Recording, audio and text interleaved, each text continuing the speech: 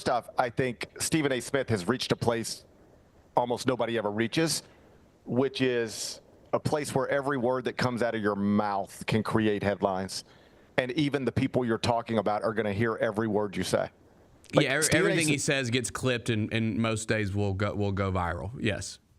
Everything, no matter what he says, the person he's talking about is going to hear it. He is such a big deal now. So if he's talking about Alabama and Nate Oates will hear what he says. If he's talking about LeBron James and the Lakers, LeBron James will hear what he says. If he's talking about Shohei Ohtani and the Dodgers, Shohei Ohtani will hear what he says. With few exceptions, there are some people who are capable of just absolutely unplugging and they don't know what anybody's saying about anything, but that's rare.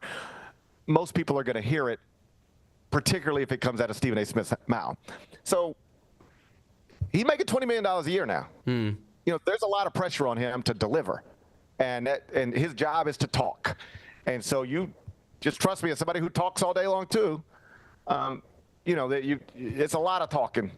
It's a lot of talking, and you get to a place where a lot of the talking ends up being about not only LeBron James but about his son. And LeBron James has been dealing with people talking about him forever, so you could probably deal with that. Keep it moving, but this whole turning on your TV and watching the biggest voice in the NBA blast your son or mock your son or take shots, fair or not, at your son, that's a new one. And so I think LeBron genuinely approached Stephen A. Smith at that game a few weeks ago because he was bothered by the way he was talking about Bronny. Yeah. And then so you know what happens? Stephen A. Smith pops on TV the next day and pops on podcast, and as LeBron said yesterday, he's like doing a Taylor Swift tour right now. So LeBron James is sitting back watching Stephen A. Smith get to say all the talking, do all the talking about how this thing went down and what it was about and what it wasn't about. And so it's pretty clear over at ESPN that though Pat McAfee and everybody else at ESPN work under the same umbrella, like they're all, you know, on some level ESPN employees, they're not best friends. Like the NBA, Pat McAfee has said this before. The NBA people are hard to work with at ESPN. We can't get them to really work with us. They don't want to come. They don't want to be with us. There's like clearly a disconnect between the NBA people at ESPN and the Pat McAfee Show. So just follow me here. Stephen A's taking shots at Bronny or criticizing Bronny, perhaps fairly, but still.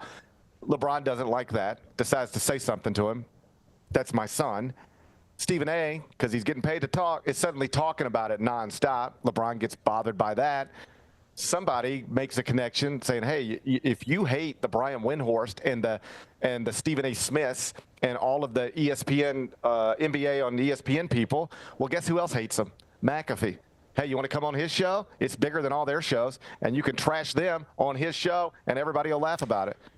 To me, that's what it went down. And I could buy that too. I will say, man, first off, the whole thing was fascinating. Just LeBron just sitting in there talking with McAfee. I hope that thing lasts there, by the way. I'm not going to sit here and act like I'm like a daily viewer, but ESPN gets a lot of flack for like, you know, the way they do programming stuff sometimes.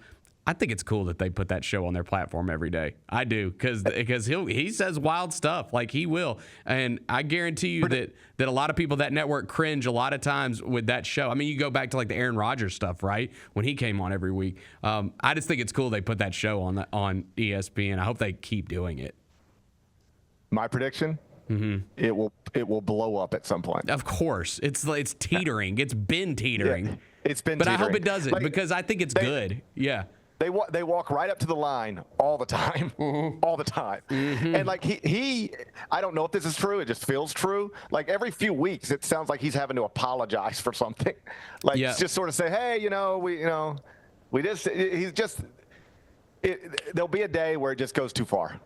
I don't know when it will be. I don't know what it will be exactly, but I don't wish this. Like, I'm happy to see anybody have success, and I think it's actually amazing that this guy has turned into what he's turned into. Like, I won't pretend I saw it coming or that I completely understand it, but undeniably he is a star, unlike anybody else or few others in sports media. But I would worry. Somebody told me this about the whole Barstool thing one day. They were like, if one day it's just going to it'll be Portnoy, and he'll take it too far, and it's just going to get bad. Now, they've survived everything over there. They've survived everything. But when you just consistently go up to the line, eventually you cross it, and that's when it can get a little, we'll see.